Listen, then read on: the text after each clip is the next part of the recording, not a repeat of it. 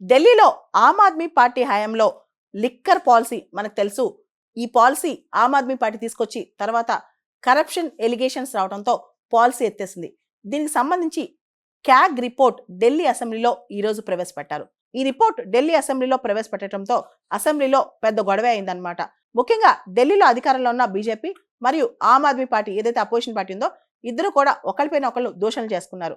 CAG report ప్రకారం దాదాపు ఢిల్లీ ఎక్స్‌చక్కర్‌కి ఢిల్లీ ఖజానాకి 2,000 కోట్ల రూపాయల నష్టం వచ్చిందంట Aam Aadmi party liquor policy వల్ల. ఈ కేసులో మనకు తెలుసు ఆమ్ ఆద్మీ అప్పట్లో సీఎం అరవింద్ కేజ్రీవాల్ గారు, డిప్యూటీ సీఎం మనీష్ సిసోడియా ఇద్దరు కూడా అరెస్ట్ అయ్యారు. ఈడీ కేసెస్, సిబిఐ కేసెస్ ఇంకా దీని మీద కంటిన్యూ అవుతున్నాయి అనమాట.